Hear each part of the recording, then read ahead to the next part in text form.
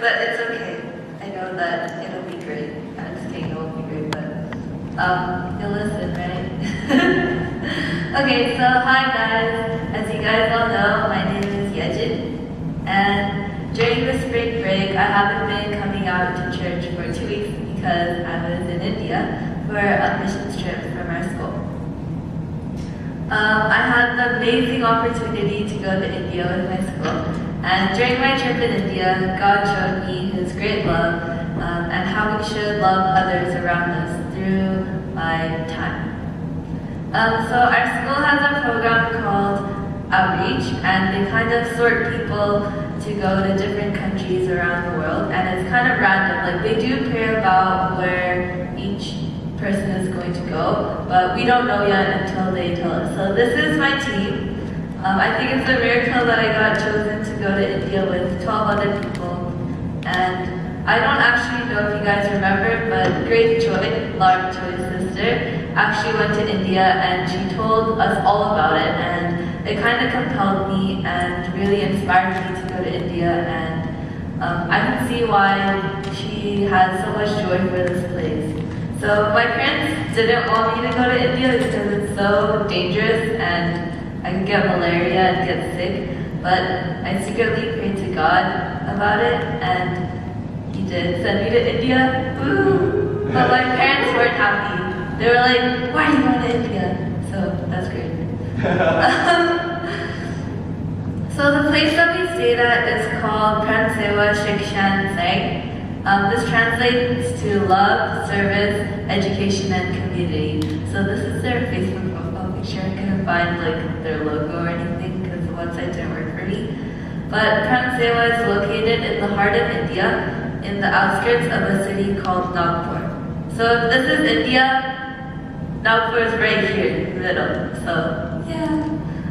Prem Sewa is an all-boys hostel with around 400 boys from ages 5 to 18 that provides free education, food, board, and medical care.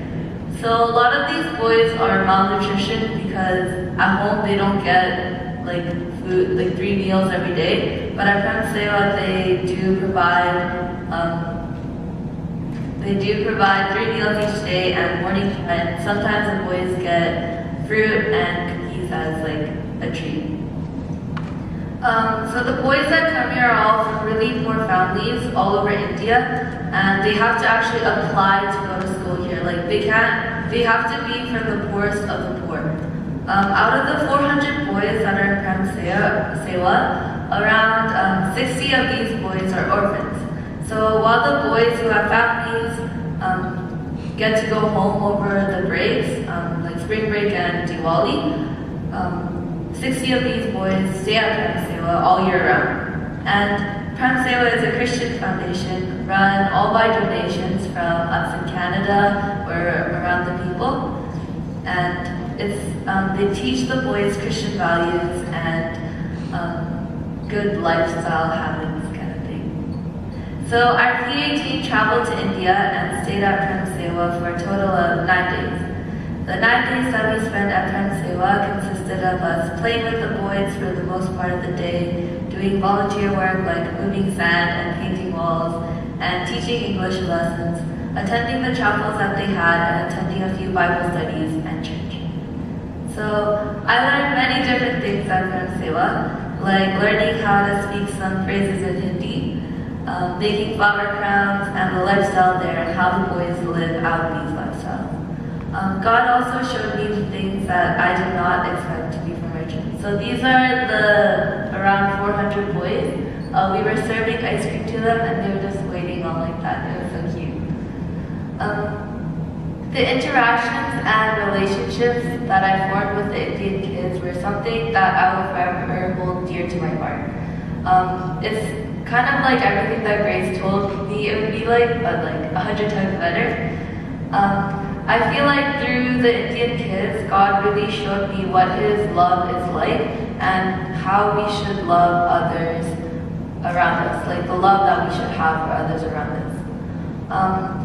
There were some funny interactions with the boys who could speak less English, so I made a friend and all I could really talk with him I couldn't really talk with him. All I had to do was like physically play like soccer and Indian games with him. But I once asked him what his favorite animal was, and he was so happy because he thought he knew what animal was. But then he responded with mango, and I was like, okay. A lot of these boys come from broken families and situations. Like this one kid told me that he was an orphan, that both his parents died, and that was sad. But the community that these boys have at Pransewa is something that I really want to strive for as a church community. The way that these boys care for each other and love each other is really eye-opening. Even though these boys might have been through something horrible, like they don't have parents, they have one missing parent, they're poor, they still support each other in a way. And you wouldn't know that these kids are going through something really horrible by the way they acted. They're also happy and joyful, and they always have smiles on their faces when you're playing with them. So if you go to the next one. Oh, that's Pransewa. That's like, I thought it was pretty, so I put it on the slide. So these are the boys. These are only some of them, but we had to like learn every single person's name, and that was really hard because they have weird Indian names and we're not used to them. But yeah. Oh, I love them so much. Okay. The boys all supported each other and cared for each other like family. Like they really acted like family. It was crazy.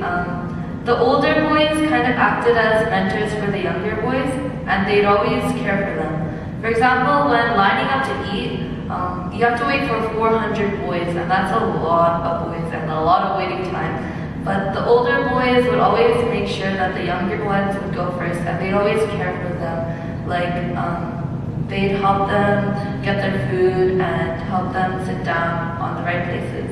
And then only when the younger ones are done, the older ones would start eating.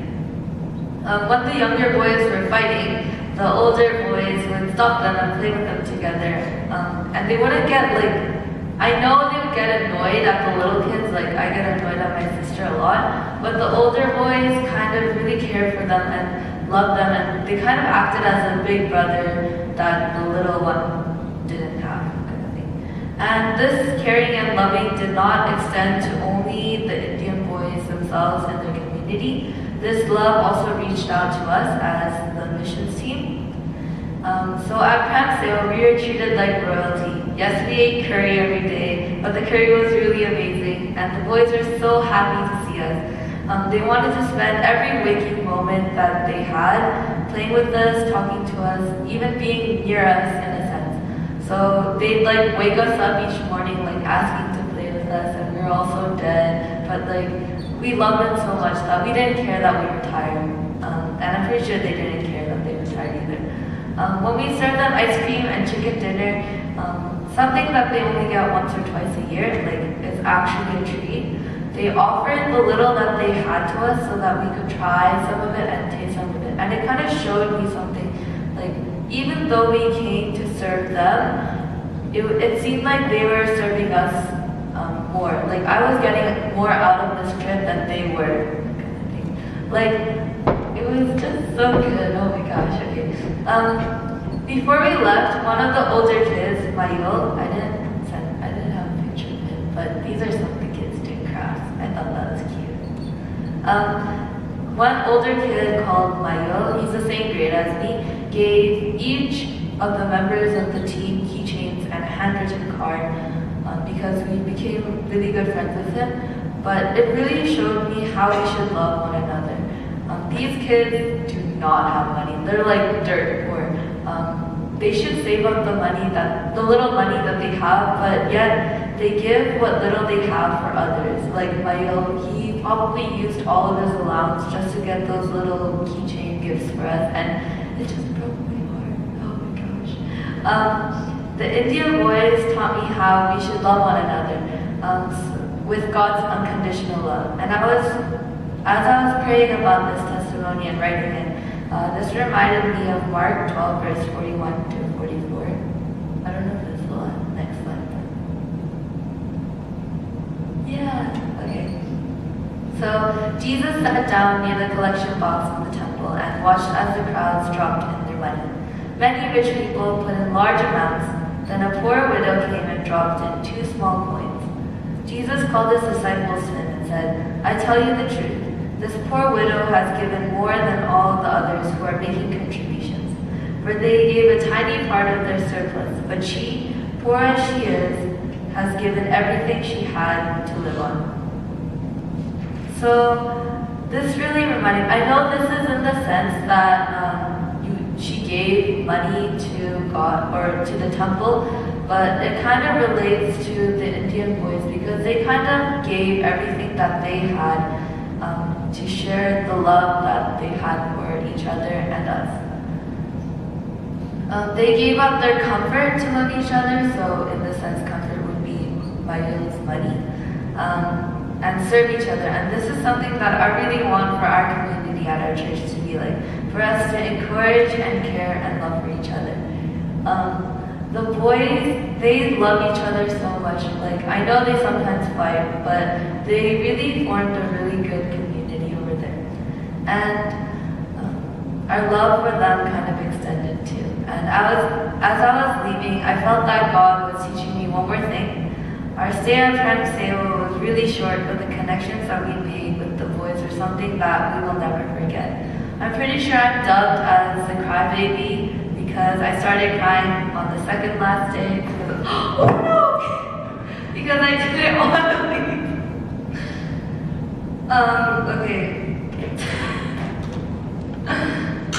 Okay. As we were all saying goodbye and hugging everyone on the last day, I realized how much I came to love these boys. Like, they're all so happy all the time, and yeah, they're cute, but I could really see God's love through my stay. And I realized how much I love them, and I desperately wanted all of them to have a really bright future and be happy in their future. And I realized that I think I felt a little bit of what God's love for me is like, for what God's love for us is like, how He just wants what is best for us.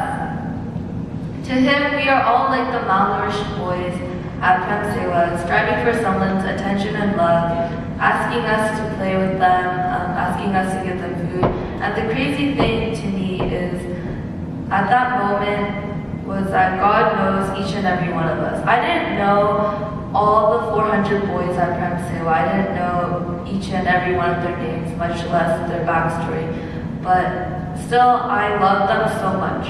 And that made me wonder if I don't even know their names, I don't know what their backstory is, how much God's love would be for us. Because He knows our names, He knows each and every one of our stories, and it's crazy to think that God knows each and every one of us and wishes times infinity what I wish for the boys. So overall, my trip to India was unforgettable. At school, my whole team and I were so depressed because we missed the boys so much. We were actually moping around and not caring about school.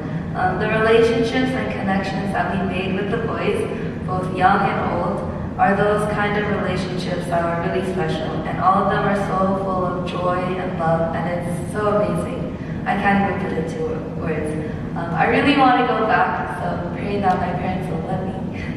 So I encourage you guys to understand and know how wide, how deep God's love is for you guys. I put a verse on there, Ephesians 2, verse 13. Okay.